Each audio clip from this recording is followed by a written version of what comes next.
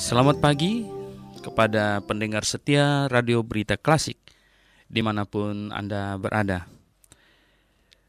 Hari ini kita naikkan syukur kepada Tuhan karena kasih karunia-Nya lah kita bisa bangun dan kita menghirup udara segar dan kita naikkan syukur kepadanya. Anda bersama dengan saya, Dr. Suhento Liau dan istri. Kami akan bersama-sama untuk membahas firman Tuhan sebagaimana telah kita rencanakan, yaitu acara Through the Bible ini, menelusuri Alkitab dari Injil Matius hingga Kitab Wahyu. Dari Injil Matius hingga Kitab Wahyu.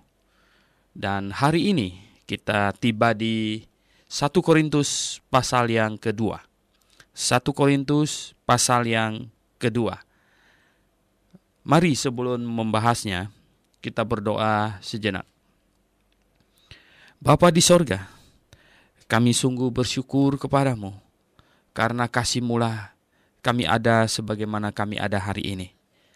Tuhan tolong pimpinlah hidup kami, dan kiranya firman-Mu yang Kau tuliskan untuk menuntun kami, sungguh kami pelajari, kami renungkan, agar kami memahaminya, dan kami melaksanakan segala sesuatu seturut dengan firman-Mu. Tuhan pimpin, Tuhan berkati acara pembahasan firman-Mu ini. Dalam nama Tuhan Yesus Kristus kami berdoa. Amin. Oke, pendengar yang saya kasih dalam Yesus Kristus, ya, istri saya Lilin akan membacakan dari ayat 1 sampai 16. Hari ini pasal 2 1 Korintus ini pendek sekali, hanya 16 ayat saja. Oke, silakan. Demikianlah pula ketika aku datang kepadamu, saudara-saudara, aku tidak datang dengan kata-kata yang indah atau dengan hikmat untuk menyampaikan kesaksian Allah kepada kamu. Sebab aku telah memutuskan untuk tidak mengetahui apa-apa di antara kamu selain Yesus Kristus, yaitu Dia yang disalibkan. Aku juga telah datang kepadamu dalam kelemahan dan dengan sangat takut dan gentar. Baik perkataanku maupun pemberitaanku tidak kusampaikan dengan kata-kata hikmat yang meyakinkan, tetapi dengan keyakinan akan kekuatan Allah, supaya iman kamu jangan bergantung pada hikmat manusia, tetapi pada kekuatan Allah. Sungguh pun demikian kami memberitakan hikmat di kalangan mereka yang telah matang, yaitu hikmat yang bukan dari dunia ini, dan yang bukan dari penguasa-penguasa dunia ini, yaitu penguasa-penguasa yang akan ditiadakan. Tetapi yang kami beritakan ialah hikmat Allah yang tersembunyi dan rahasia yang sebelum dunia dijadikan telah disediakan Allah bagi kemuliaan kita. Tidak ada dari penguasa dunia ini yang mengenalnya, sebab kalau sekiranya mereka mengenalnya, mereka tidak menyalibkan Tuhan yang mulia, tetapi seperti ada tertulis, apa yang tidak pernah dilihat oleh mata, dan tidak pernah didengar oleh telinga, dan yang tidak pernah timbul di dalam hati manusia, semua yang disediakan Allah untuk mereka yang mengasihi Dia. Karena kepada kita Allah telah menyatakannya oleh Roh, sebab Roh menyelidiki segala sesuatu, bahkan hal-hal yang tersembunyi dalam diri Allah. Siapa gerangan di antara manusia yang tahu apa yang terdapat di dalam diri manusia selain roh manusia sendiri yang ada di dalam dia? Demikian pula lah tidak ada orang yang tahu apa yang terdapat di dalam diri Allah selain roh Allah. Kita tidak menerima roh dunia, tetapi roh yang berasal dari Allah, supaya kita tahu apa yang dikaruniakan Allah kepada kita. Dan karena kami menafsirkan hal-hal rohani kepada mereka yang mempunyai roh, kami berkata-kata tentang karunia-karunia Allah dengan perkataan yang bukan diajarkan kepada kami oleh hikmat manusia, tetapi oleh roh. Tetapi manusia duniawi tidak menerima apa yang berasal dari roh Allah, karena hal itu baginya adalah suatu kebodohan, dan ia tidak dapat memahaminya, sebab hal itu hanya dapat dinilai secara rohani. Tetapi manusia rohani menilai segala sesuatu, tetapi ia sendiri tidak dinilai oleh orang lain. Sebab siapakah yang mengetahui pikiran Tuhan, sehingga ia dapat menasehati Dia? tetapi kami memiliki pikiran Kristus. Iya. Oke, pendengar yang kami kasihi di dalam Yesus Kristus, kita lihat di pasal 1 dari surat Korintus ini, Rasul Paulus sudah mengatakan bahwa mereka harus bersatu. Mereka tidak boleh terpecah-pecah dalam satu jemaat lokal. Dengar baik-baik, dalam satu jemaat lokal itu tidak boleh ada perbedaan pandangan. Kalau berbeda jemaat lokal, ya jelas bukan hanya ada, memang sangat mungkin ada perbedaan pandangan. Tapi kalau dalam satu jemaat lokal, itu tidak boleh ada perbedaan pandangan, perbedaan doktrin di dalam satu jemaat lokal. Semuanya harus seia sekata, sehati sepikir. Karena itu satu tubuh. Satu tubuh itu tidak mungkin boleh ada dua otak di dalamnya. Yang satunya perintahkan tangan kanan ambil makanan, yang satunya perintahkannya ambil misalnya pisau gitu. Tidak bisa, ya. Tidak boleh begitu. Nah, jadi pendengar yang saya kasih dalam Yesus Kristus, inti dari surat Korintus ini adalah menekankan tentang persatuan dan juga menyelesaikan berbagai pertanyaan, berbagai masalah yang timbul. Nah, di pasal 2 ini, Rasul Paulus tentu meneruskan pasal 1 karena sesungguhnya ketika surat ini ditulis belum ada dipasang pasal-pasal, ya seperti kita tulis surat hari ini, pasal dan ayat itu adalah dipasang oleh Robert Estienne atau Stefanus, biasanya dia dipanggil, itu pada tahun sekitar 1550-an. Ya. Jadi sesudah reformasi, itu ayat-ayat dan pasal Alkitab ini baru dipasang. Nah, pendengar yang saya kasih dalam Yesus Kristus, di sini di pasal yang kedua, Rasul Paulus meneruskan, dia berkata, demikianlah pula ketika aku datang kepadamu, saudara-saudara, aku tidak datang dengan kata-kata yang indah atau dengan hikmat untuk menyampaikan pikiran kesaksian Allah kepadamu, untuk menyampaikan ya kesaksian Allah kepada kamu. Nah, Paulus mereview kembali, merefleks ke belakang lagi untuk mengingat-ingat ya, bagaimana waktu dulu dia datang ke Korintus. Kalau kita buka Alkitab kita di Kisah Para Rasul, di pasal yang 17, di situ Paulus datang ke Paulus baru dianiaya di Tesalonika. Di Tesalonika dia dianiaya habis-habisan. Kemudian dia berangkat ke Berea, ya, dan di Berea orang-orang Berea itu begitu baik katanya karena mereka tidak anarkis, mereka belajar firman Tuhan, mereka cari tahu apakah yang disampaikan oleh Rasul Paulus itu benar, mereka menyelidiki kitab suci, dan kemudian dari Berea orang-orang Tesalonika juga datang menghasut orang Berea, dan kemudian ya Paulus harus pergi dan berangkat ke Athena. Dan di Athena dia di situ ya dia menemukan ada patung ya, orang Athena ini penyembah patung yang rajin, sampai-sampai ada patung ada yang bertuliskan kepada Allah yang tidak dikenal ya. Saking mereka takut ada lolos begitu, ada Allah yang ya tidak sempat mereka sembah, jadi sampai mereka bikin begitu. Jadi Paulus bilang, nah ini yang kamu tidak kenal ini yang saya sampaikan. Khotbah Rasul Paulus di Athena itu sangat sistematis dan sangat filosofis ya, lengkap dengan filsafatnya, canggih ya, tapi hasilnya tidak. Nah, oleh sebab itu ketika dia datang dari Athena, dia berangkat ke Korintus. Nah, di Korintus Rasul Paulus memutuskan nggak mau pakai filsafat-filsafatan lagi. Ya, dia ya apa adanya, Yesus Kristus, salib, itu saja. Ya, oleh sebab itu di pasal 1 ayat 17 dari 1 Korintus ini, Rasul Paulus bilang ini, sebab Kristus mengutus aku bukan untuk membaptis tetapi untuk memberitakan Injil, dan itu pun bukan dengan hikmat perkataan supaya salib Kristus jangan menjadi sia-sia. Akhirnya katanya, ya pokoknya dia memberitakan Injil yang sederhana, Injil yang apa adanya gitu. Nah, itu saja. Jadi Paulus mengingat bagaimana dia tiba di Korintus dulu ya. Setelah melewati Athena, kota yang begitu canggih dengan banyak filsufnya, sekarang dia tiba di Korintus. Dia mengingat itu. Dia tiba dan dia menyampaikan Injil apa adanya, bukan yang dikemas-kemas di dalam filsafat manusia yang mau dibikin canggih-canggih begitu. Tidak, dia menyampaikan Injil apa adanya. Dan di ayat 2 dikatakan, sebab aku telah memutuskan untuk tidak mengetahui apa-apa di antara kamu selain Yesus Kristus, yaitu Dia yang disalibkan. Jadi dia sudah putuskan, pokoknya sekarang dia hanya memberitakan Yesus yang tersalib saja. Mungkin ada orang yang mengejek atau apa, ya terserahlah dia. Pokoknya ini Yesus yang disalibkan untuk menanggung dosa seisi dunia. Dan barang siapa yang mau dosanya diselesaikan, maka dia harus bertobat dan percaya kepada Yesus. Percaya apa? Percaya bahwa Yesus sudah menggantikan dirinya di salib, dan dia sekarang menggantikan Yesus hidup. Dia hidup bagi Yesus, Yesus mati baginya. Nah, ini Injil yang sederhana. Ya, Injil yang sederhana. Aku juga telah datang kepadamu dalam kelemahan dengan sangat takut dan gentar. Ya, oh, Rasul Paulus dia datang ke Korintus katanya dalam kelemahan, ya, dalam kelemahan.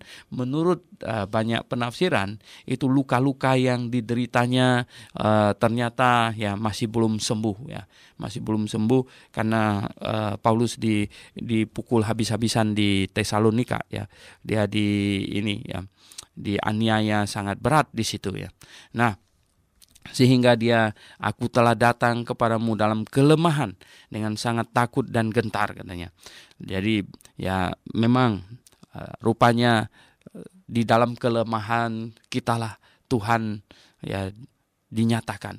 Di dalam ya kekurangan kitalah kemuliaan Allah dipancarkan. Nah, ini kadang-kadang kita terlalu menyombongkan diri sehingga kemuliaan Allah tidak terpancarkan dari kita, karena kita terlalu mengandalkan diri kita, karena kita terlalu ya menyombongkan diri, karena kita merasa kita mampu, ya, kita bisa gitu, sehingga kekuatan diri kita lah yang kita andalkan. Nah, kalau begitu biasanya ya kemuliaan Tuhan jadi tertahan, ya, tidak terpancarkan. Nah, kemudian di ayat 4, baik perkataanku maupun pemberitaanku tidak kusampaikan dengan kata-kata hikmat yang meyakinkan, tetapi dengan keyakinan akan kekuatan roh. Jadi Paulus ingat, dia waktu itu ya tidak mengemas berita yang disampaikannya dengan filsafat yang aneh-aneh segala macam yang pernah dia sampaikan di beberapa tempat yang lain, ya, dia sampaikan, ya, tapi sekarang dia tidak, ya, dia pikir sekarang dia hanya menyampaikan Injil saja, ya, di Korintus, ya, supaya iman kamu jangan bergantung pada hikmat manusia tetapi pada kekuatan Allah.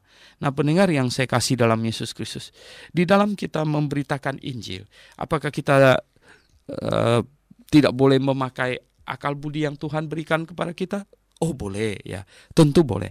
Dan itulah sebabnya kita perlu belajar, dan Rasul Paulus pun mendirikan sekolah teologi di Efesus, ya, di kota Efesus, dan dia mengajar kepada mereka. Tetapi begini, pendengar yang saya kasih dalam Tuhan, kita harus berhati-hati begini, ya.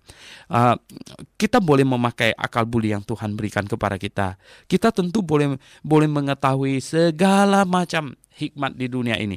Alkitab mencatat bahwa Musa mengetahui segala hikmat orang Mesir, katanya. Musa, ya, dia mengetahui, dia ikut mempelajari segala macam hikmat orang Mesir, sehingga ya orang Mesir mau omong apa, ya Musa tahu, ya, Musa tahu karena dia mengetahui segala macam pendidikan atau segala macam ini hikmat orang Mesir, dia tahu semuanya. Tetapi pendengar yang saya kasih dalam Tuhan, kita tidak boleh lari dari Alkitab. Artinya apa? Kita boleh memakai akal budi, boleh memakai pengetahuan kita yang kita peroleh tentang hal-hal yang lain semuanya. Namun, ya, kita tahu kebenaran rohani, kebenaran ilahi telah, ya, dicatat di dalam Alkitab, telah, ya, dipermanenkan di dalam Alkitab, ya. Jadi Alkitab adalah firman Allah. Nah, kalau kita mau mengetahui segala sesuatu tentang ilahi, kalau kita mau mengetahui bagaimana kita menjalankan kehidupan ini semuanya ini, kita tahu bahwa ayat Alkitab adalah petunjuk utama. Ayat Alkitab adalah penuntun kehidupan. Nah, seringkali Kita mengutip kata Daud, ya, firman-Mu adalah pelita bagi kakiku dan suluh bagi jalanku. Nah, bagaimana cara dia menerangi jalan kita? Bagaimana cara dia menuntun kaki kita? Bagaimana? Yaitu ketika kita mempelajarinya, ketika kita menjadikannya pedoman hidup kita. Ketika kita sungguh-sungguh memperlakukan firman Tuhan sebagai nasihat bagi hidup kita. Nah, dengan demikian itulah maka kita telah menjadikan firman Tuhan sebagai pedoman hidup kita, sebagai suluh bagi kaki kita dan terang bagi jalan kita. Jadi pendengar yang saya kasih dalam Yesus Kristus, nah kita tahu sekarang, ya, pertama-tama kita harus mengerti Injil yang benar. Injil yang sederhana, ya, yaitu tentang Yesus Kristus, tentang Dia yang disalibkan menanggung semua dosa kita, dan kita manusia berdosa. Biar sekecil apapun dosa kita manusia berdosa. Jadi kita tetap harus mengaku diri kita orang berdosa dan datang kepada Tuhan Yesus dengan berkata, Tuhan, terima kasih, Engkau rela dihukumkan menanggung semua dosaku, dan kini aku hidup bagimu. Ya, aku hidup bagimu. Nah, barang siapa yang berkata demikian, maka ya secara rohani terjadi transaksi. Ya, secara rohani terjadi transaksi bahwa Tuhan Yesus telah mengambil alih posisinya yang berdosa dan dihukumkan.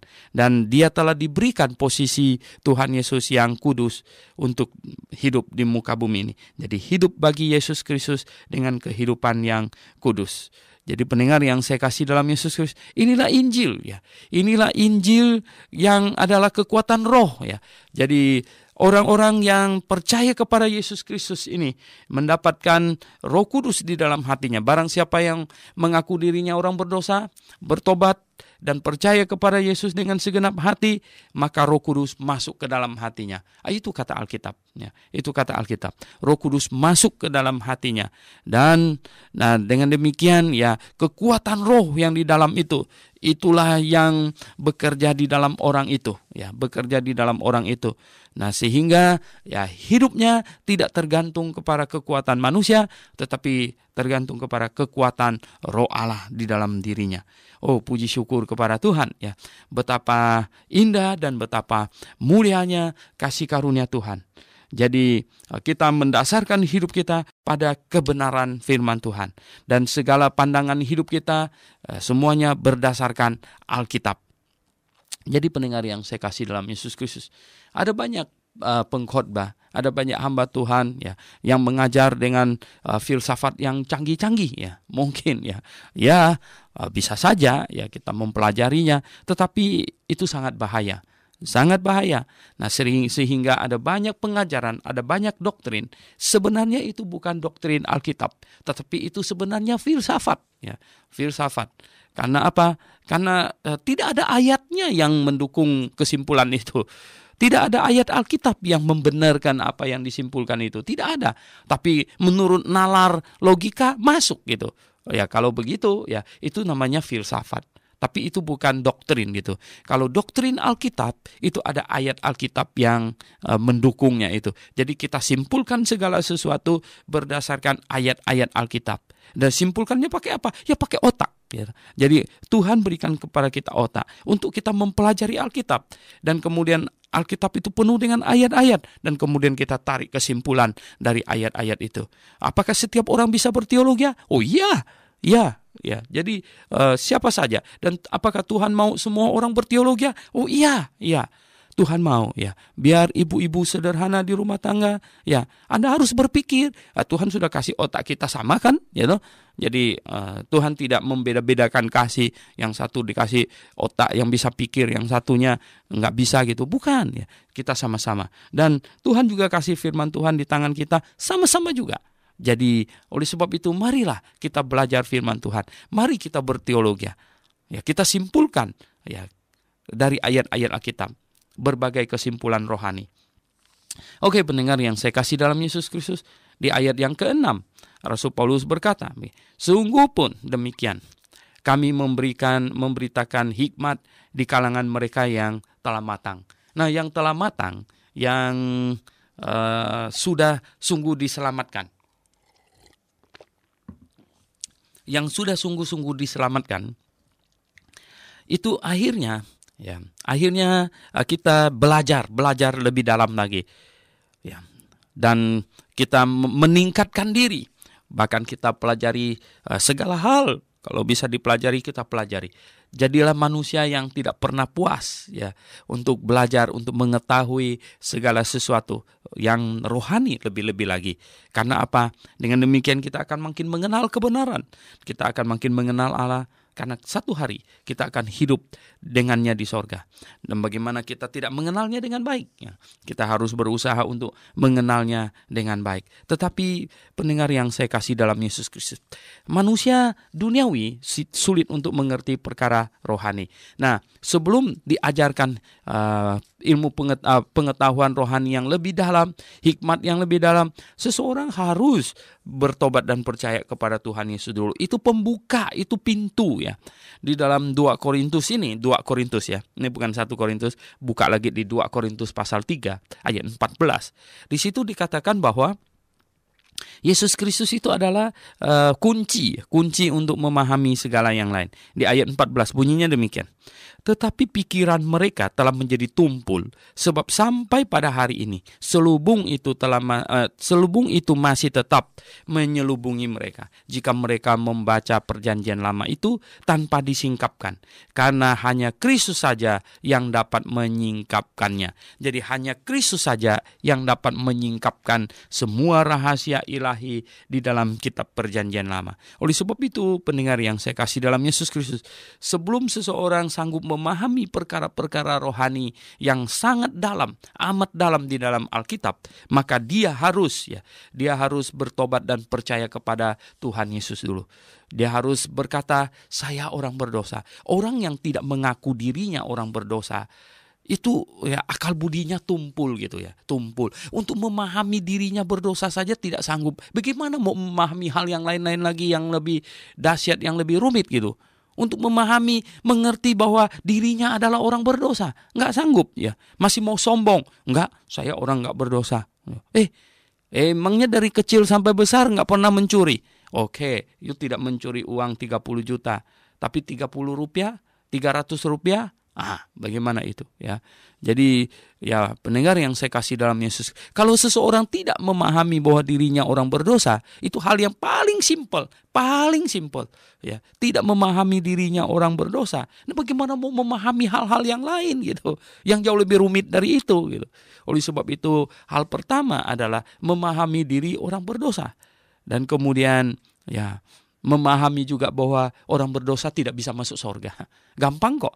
Orang berdosa nggak mungkin bisa masuk surga, biar dosanya sekecil apapun. Kenapa? Karena surga tempat yang maha kudus, tidak termasuki oleh orang berdosa biar dosanya sekecil apapun. Ya, dan orang berdosa tidak mungkin bisa menghampiri Allah. Mengapa? Karena Allah maha kudus.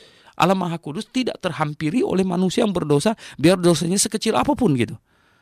Jadi dosa harus diselesaikan. Nah, bagaimana cara dosa diselesaikan? Nah, disinilah perbedaan kekristenan dengan semua agama di muka bumi ini.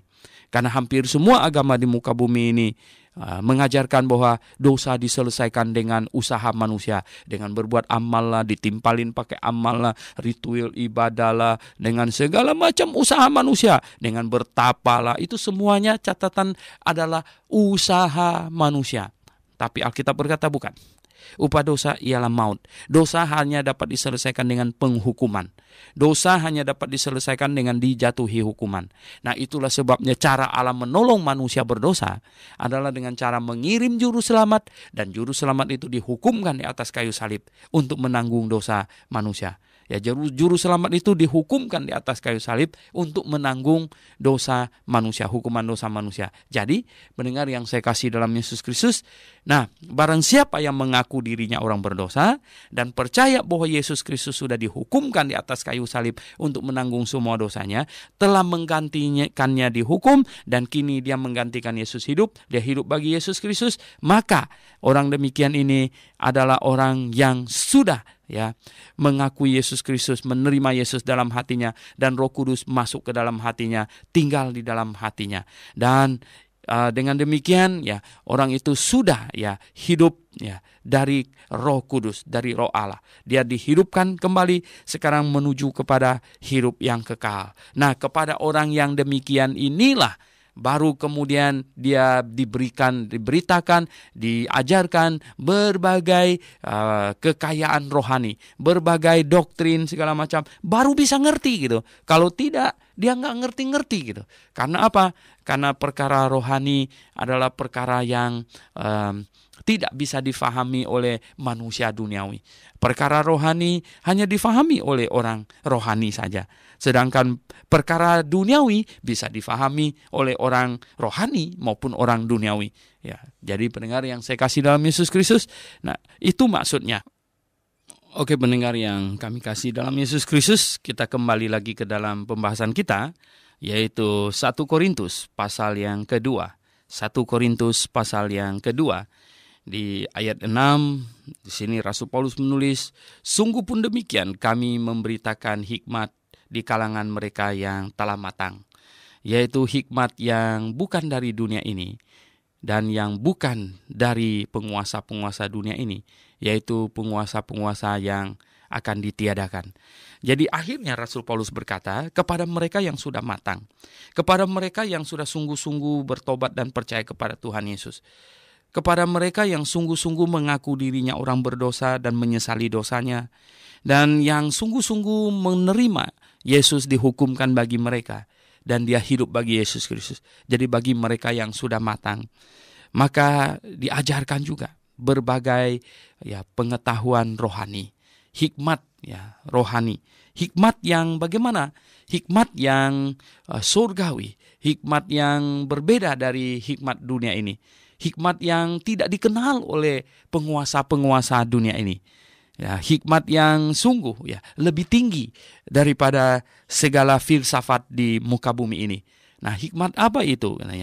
Yaitu hikmat, yaitu segala sesuatu yang mengenai rohani. Jadi pendengar yang saya kasih dalam Yesus Kristus, sungguh di dalam Alkitab kita telah diberitahukan segala sesuatu dari alam semesta ini dijadikan sampai nanti pada akhir segala sesuatu, di mana alam semesta ini akan lenyap. Hanya di dalam Alkitab saja dinyatakan, dituliskan bagaimana dunia ini akan berakhir dan bagaimana situasi menjelang dunia ini akan berakhir. Dan kita lihat sekarang ini, kalau Anda adalah seorang yang mengasihi Tuhan, kalau Anda adalah seorang yang memperhatikan firman Tuhan, maka Anda akan melihat bagaimana keadaan dunia sekarang ini menggenapkan apa yang tertulis di dalam Alkitab, menggenapkan nubuatan-nubuatan di dalam Alkitab digenapkan. Pendengar yang saya kasih dalam Yesus Kristus, Alkitab kita ini berisikan banyak nubuatan ke depan. Dan kita yakin semua itu benar dan akan terjadi. Mengapa? Karena di dalam Alkitab itu berisikan nubuatan yang jangka panjang dan jangka pendek.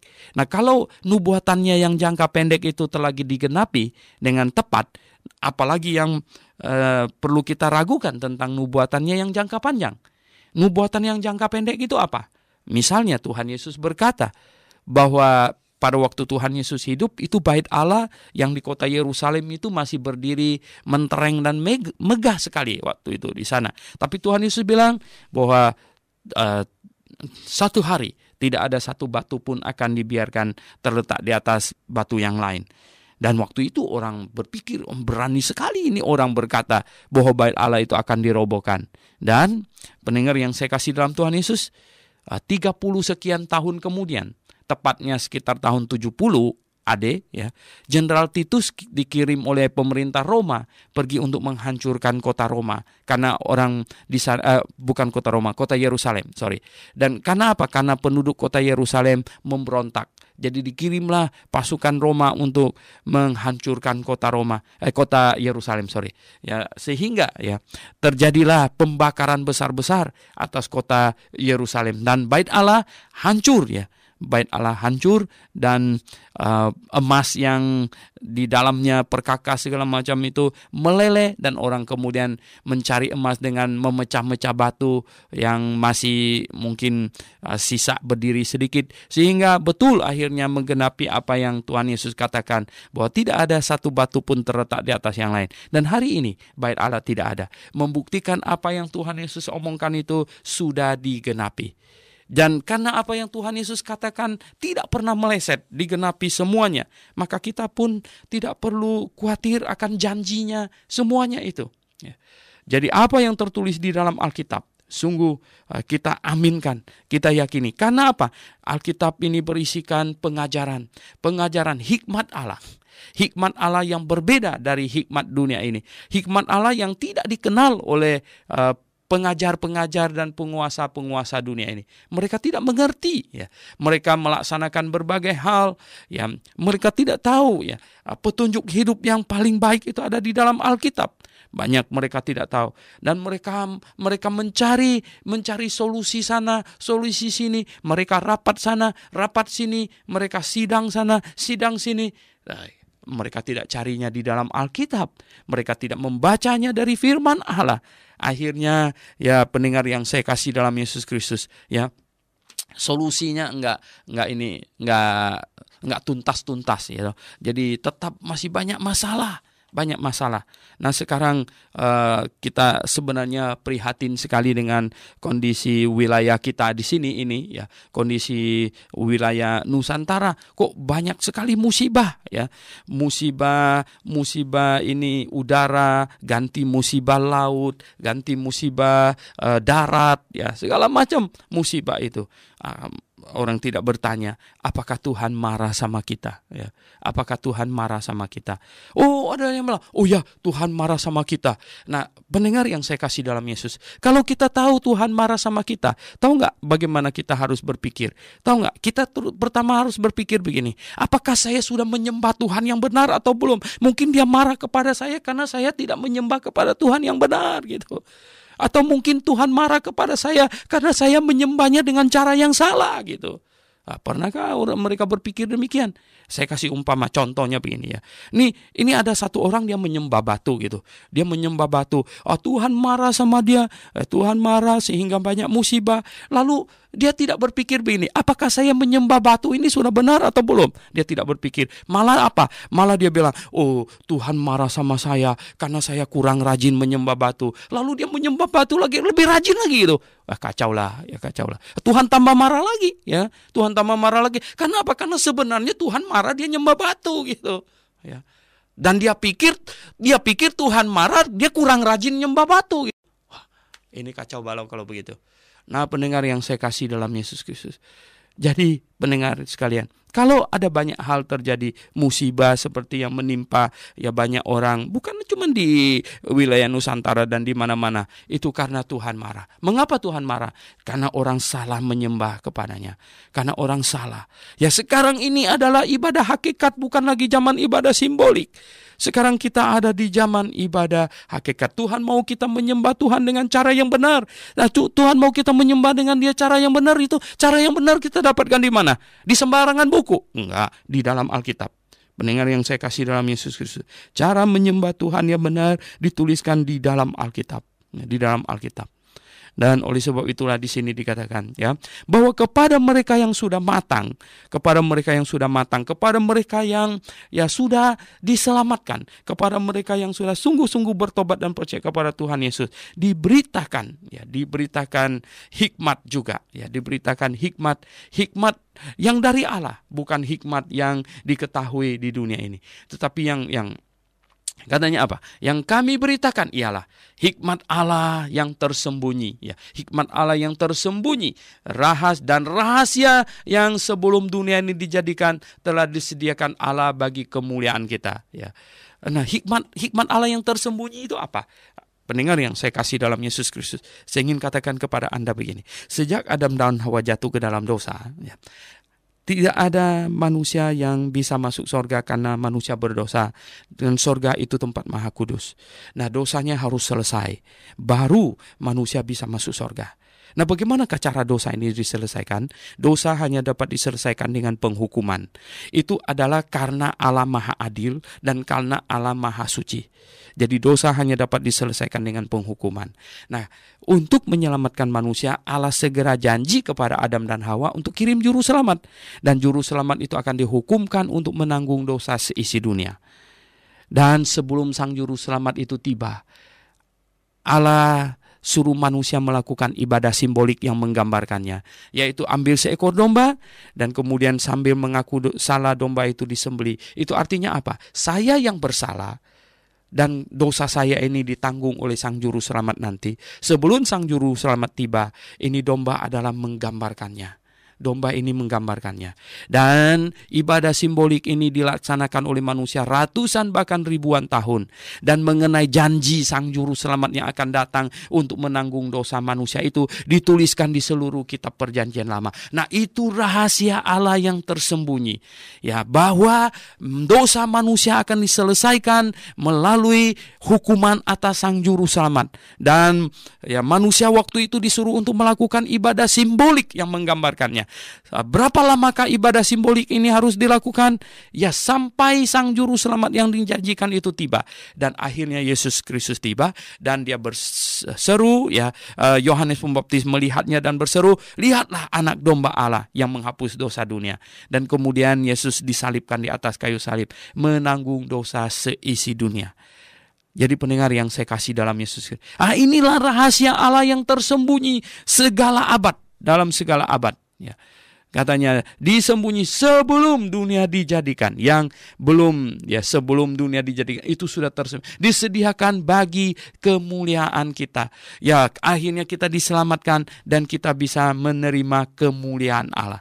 Oh, barang siapa yang percaya kepada Yesus Kristus, maka dia mengambil alih posisi kita yang berdosa dan dia berikan kepada kita posisinya yang mulia, sehingga kita menjadi manusia yang kudus. Kita dikuduskan.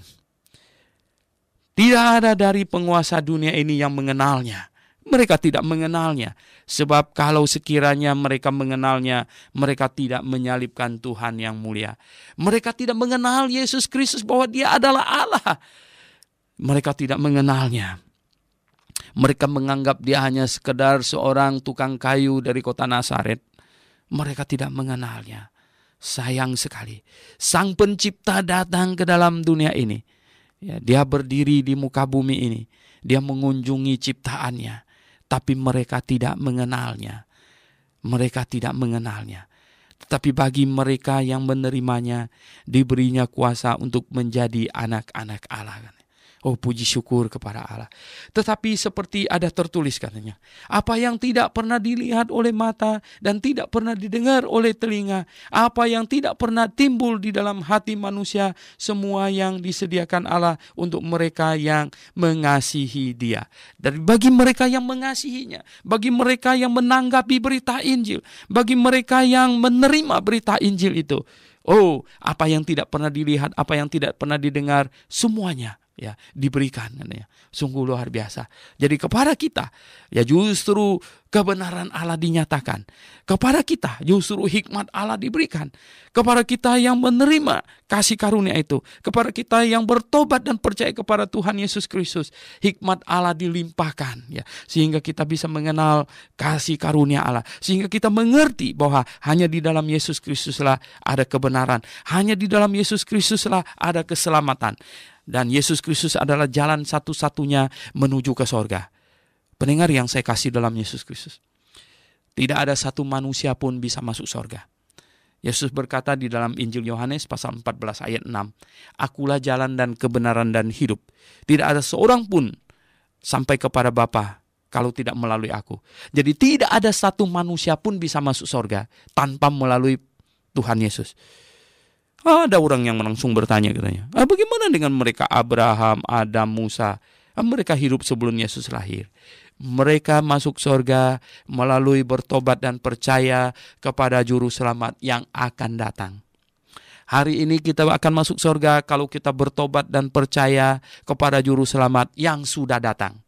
Jadi beda kita dengan Abraham adalah Abraham percaya kepada Juru Selamat yang akan datang.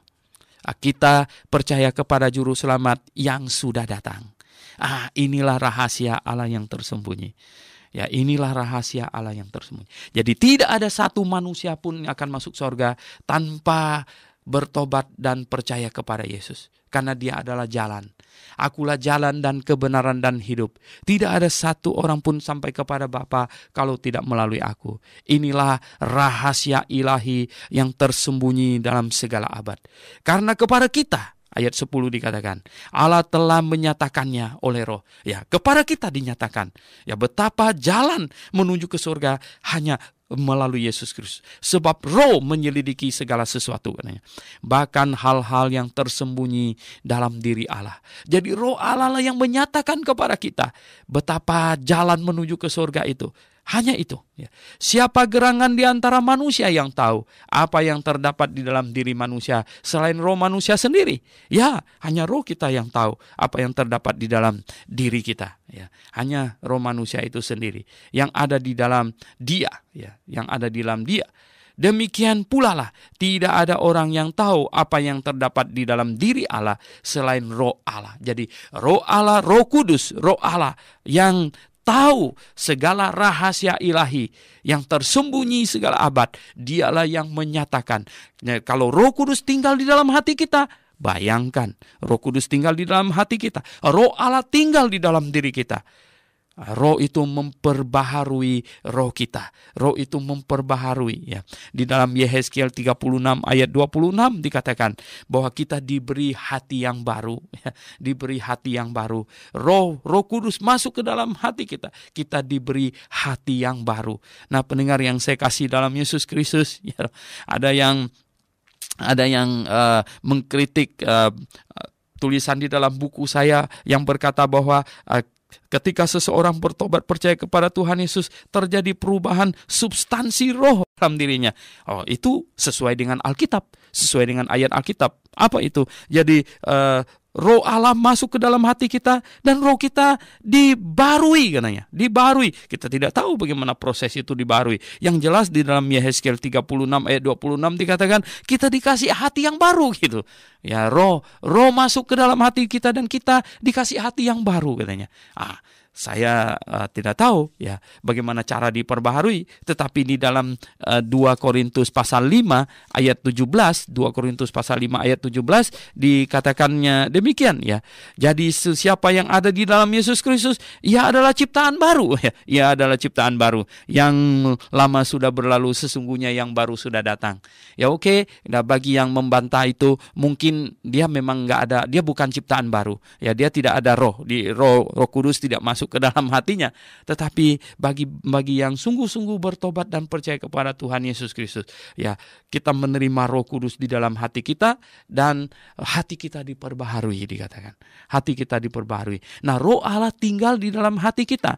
Efesus pasal 1 ya.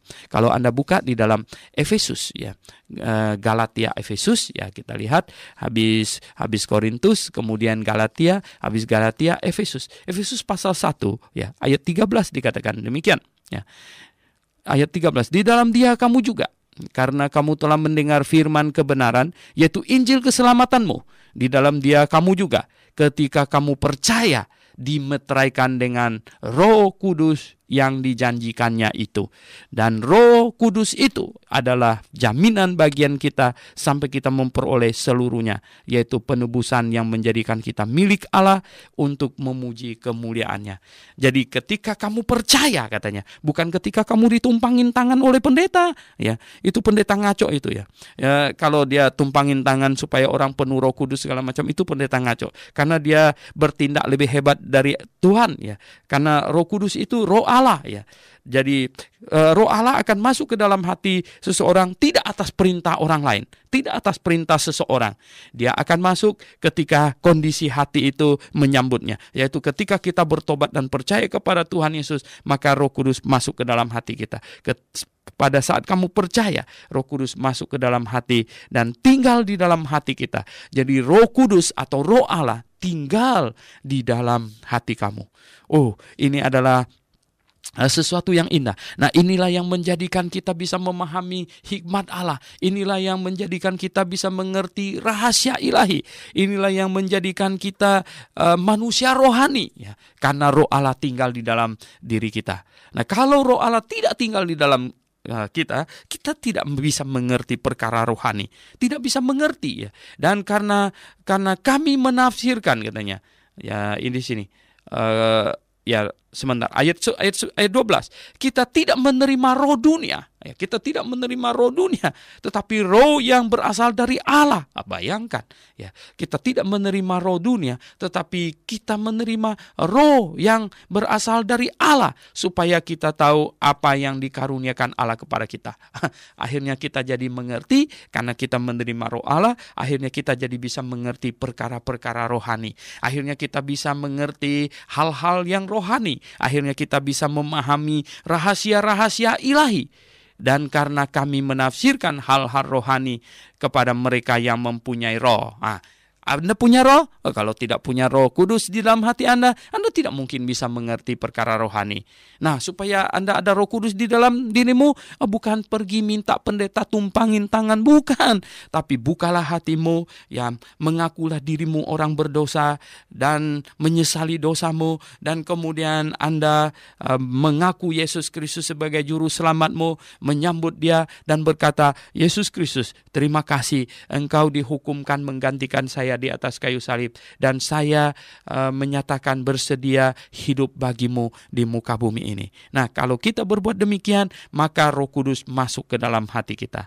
Apakah ada merasa sesuatu ketika Roh Kudus masuk? Enggak. Bukan ada rasa sesuatu jadi kepar-kepar gitu ya, atau terguling-guling gitu. Bukan. Nah, di Alkitab tidak ada dikatakan demikian ya. Atau seperti jarum menusuk di dalam hati gitu, masuk itu, bukan ya. Tidak.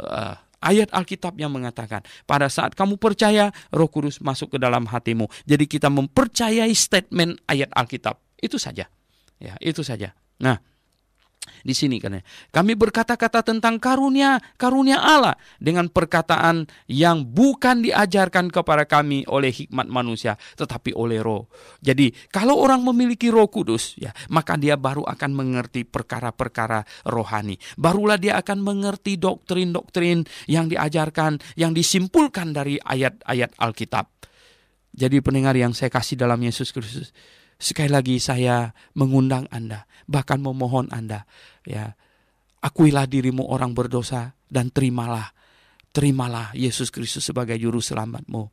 Katakan kepadanya, Anda percaya kepadanya, percaya bahwa Dia dihukumkan menggantikan Anda, dan kini Anda menghayati, memahami bahwa Anda hidup baginya. Dan dengan demikian maka Anda menjadi ciptaan baru. Dan pendengar yang kami kasih dalam Yesus Kristus ini, katanya, tetapi manusia duniawi tidak menerima apa yang berasal dari Roh Allah. Manusia duniawi tidak menerima itu. Ya, kalau tidak menerima Yesus Kristus, maka dia tidak menerima hikmat Allah. Karena hal itu baginya adalah suatu kebodohan. Nah, kalau dia menganggap itu satu kebodohan, maka dia akan di luar jangkauan, ya, di luar jangkauan. Karena dia menganggap berita Injil itu satu kebodohan, maka dia tidak bisa memahami perkara rohani yang lain. Dia tidak mungkin bisa memahaminya. Dan ia tidak dapat memahami, sebab hal itu hanya dapat dinilai secara rohani. Jadi perkara rohani, hal-hal rohani, ya, pengajaran-pengajaran rohani, ya, doktrin-doktrin Alkitab, semuanya hanya dapat difahami, diawali dulu dengan orang itu bertobat dan percaya kepada Yesus Kristus. Pendengar yang saya kasih dalam Yesus Kristus, mengapa di Eropa hari ini orang Kristennya makin sedikit, ya? Mengapa gereja di Eropa ini makin hari makin kacau gitu ya. Orang Kristennya makin sedikit. Itu adalah karena ada teologi yang salah yang dikembangkan oleh teolog-teolog liberal itu. Mereka menyerang Alkitab, mereka mengajarkan teologi yang salah. Mereka mengajarkan bahwa orang tidak diselamatkan karena bertobat dan percaya kepada Tuhan Yesus, melainkan orang diselamatkan karena sudah dipilih oleh Tuhan sejak dunia belum dijadikan. Ya, bayangkan. Ya. Jadi kalau orang yang percaya itu, berarti orang itu nggak bertobat. Dia cuman happy bahwa saya ini kepilih gitu. Saya kepilih. Ya. Dia cuman percaya begitu. Nah, karena dia tidak pernah bertobat dan percaya kepada Tuhan Yesus dengan sungguh, dengan cara yang benar yang Tuhan inginkan, ya, maka orang itu tidak pernah dilahirkan kembali. Maka itu mereka sulit untuk memahami perkara rohani. Maka itu akhirnya mereka hanya berkelut di dalam filsafat. Dan sekolah-sekolah teologi mereka biasanya menekankan dengan filsafat-filsafat melulu. Oh, filsafat dunia ini. Filsafat dunia ini yang sebenarnya bagi Allah itu hanya suatu kebodohan. Jadi pendengar yang saya kasih dalam Yesus Kristus, kita lihat di sini dikatakan apa? Ya, kalau Anda tidak memiliki roh Allah, Anda tidak mungkin bisa memahami perkara rohani. Ya. Sebab hal itu hanya dapat dinilai secara rohani. Nah, ayat 15 ini indah sekali. Ayat 15 katanya, tetapi manusia rohani menilai segala sesuatu, tetapi ia sendiri tidak dinilai oleh orang lain. Kalau manusia rohani itu dapat menilai segala sesuatu, karena manusia rohani itu, dia tetap masih tinggal di dunia ini, jadi dia bisa memahami perkara dunia ini, sekaligus memahami perkara rohani gitu. Jadi manusia rohani itu ya, manusia rohani itu ACDC gitu. Kalau manusia duniawi itu cuma satu aja gitu. Ya, manusia duniawi itu hanya DC saja gitu ya. Dan kalau dicolokkan di ini stop kontak itu listrik itu angus dia gitu ya. Karena dia DC saja. Tapi kalau manusia rohani itu ACDC ya, jadi bisa pakai baterai, bisa pakai listrik gitu. Nah, jadi manusia rohani itu mengerti perkara duniawi sekaligus mengerti perkara rohani. Hebatnya itu. Karena apa? Karena dia di dalam dirinya ada roh Allah dan dia masih tetap tinggal di dalam dunia ini. Jadi dia menilai segala sesuatu. Dan apakah dia bisa dinilai katanya? Dia tidak bisa dinilai. Manusia rohani menilai segala sesuatu, tetapi ia sendiri tidak bisa dinilai. Kalau dia dinilai biasanya salah terus gitu. Karena orang yang menilainya salah. Karena orang yang menilainya itu hanya melihat satu aspek saja dan tidak bisa melihat aspeknya yang lain itu. Sehingga menilainya salah gitu. Jadi manusia rohani menilai segala sesuatu, tetapi ia sendiri tidak dinilai oleh orang lain. Tidak bisa dinilai. Sebab apa katanya? Sebab siapakah yang mengetahui pikiran Tuhan? Bagaimana manusia duniawi bisa menilai manusia rohani? Karena dia tidak bisa mengetahui pikiran Tuhan gitu. Nah, karena manusia rohani itu memiliki pikiran Kristus, tetapi kami memiliki pikiran Kristus. Ya, kami di sini ya itu bisa kita. Ya, tetapi kita memiliki pikiran Kristus. Kami sama kita itu di bahasa Yunani itu sama. Itu first person plural ya. Jadi orang pertama plural itu kami atau kita. Jadi barang siapa yang ada di dalam Kristus, barang siapa yang memiliki roh Allah di dalamnya, dia memiliki pikiran Kristus. Jadi pendengar yang saya kasih dalam Yesus Kristus, indah sekali ya. Indah sekali. Jikalau Anda sudah sungguh-sungguh bertobat dan percaya kepada Tuhan Yesus, maka harta kekayaan rohani yang ada di dalam Alkitab itu milikmu. Itu warisan untukmu. Dan marilah kita menyelaminya.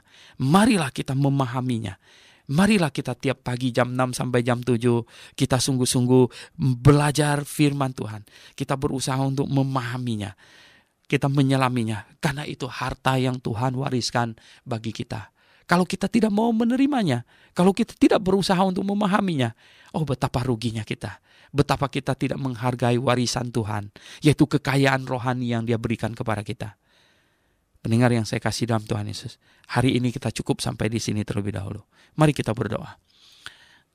Bapa Surgawi, terima kasih. Kami sungguh berbahagia karena kasih karunia-Mu yang amat besar.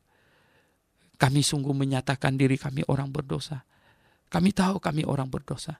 Dan kami menyambut Yesus Kristus sebagai juru selamat kami.